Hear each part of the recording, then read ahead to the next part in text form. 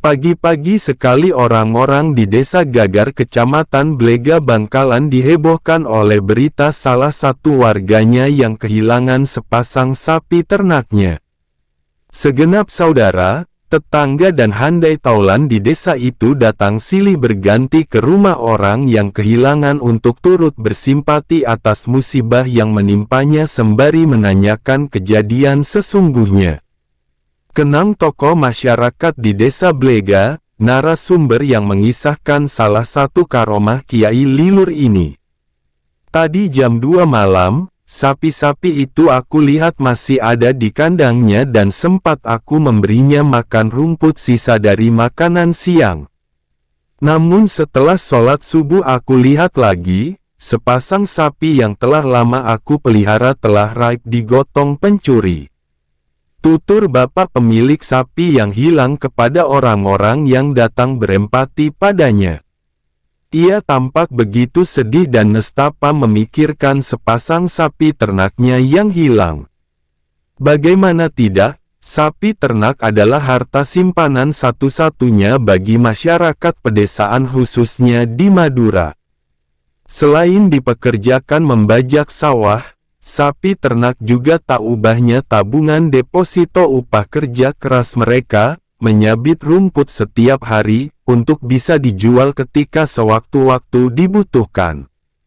Bapak itu tidak tahu kemana ia harus melapor dan mengadu meskipun kepala desa setempat dan pamong-pamongnya sudah berjanji akan berusaha membantu mencarikannya.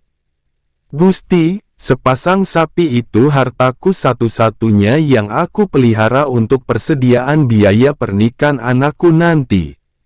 Aku memohon padamu, kalau sepasang sapi itu memang masih rezekiku, berilah hamba jalan kemudahan untuk menemukannya kembali.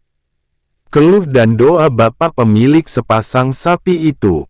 Selang sehari dari kejadian hilangnya sepasang sapi miliknya, datang seorang kerabat dekat berasal dari desa sebelah menyarankan agar bapak itu sowan dan minta barokah doa kepada Kiai Lilur di Desa Banjar Kecamatan Galis.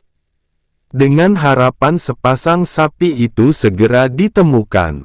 Dan hari itu juga, menjelang waktu siang, bapak itu dengan diantar kerabatnya pergi sowan pada Kiai Lilur.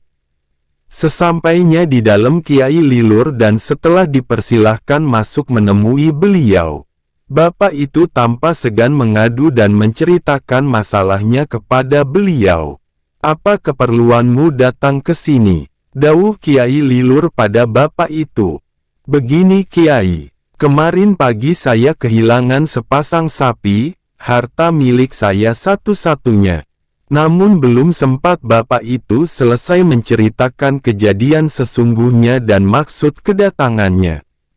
Kiai Lilur marah besar seraya berkata pada bapak itu, "Kamu ini, kehilangan sepasang sapi lapor ke saya.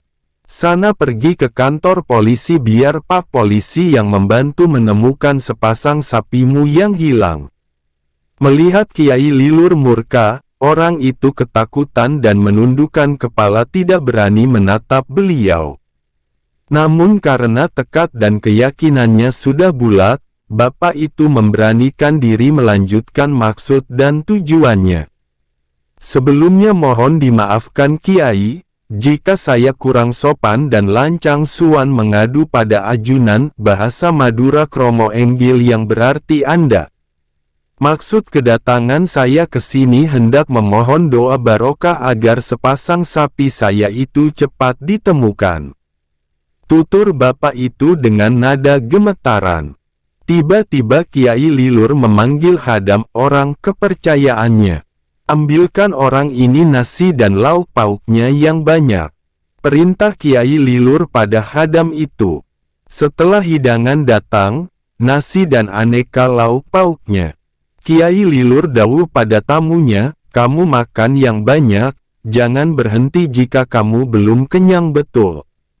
Setelah itu kamu pulang ke rumahmu." Setelah bapak itu sampai ke rumahnya, tiba-tiba perutnya terasa mules tidak tertahan seperti berontak mengajak buang air besar.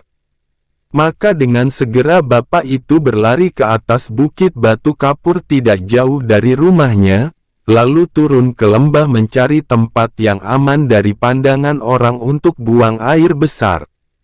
Maklum di daerah bapak Itu, dulu tidak ada WC pribadi apalagi WC umum seperti di perkotaan. Maaf, bukan bermaksud menjelekkan atau merendahkan kebiasaan lokal suatu daerah tertentu. Masyarakat di sana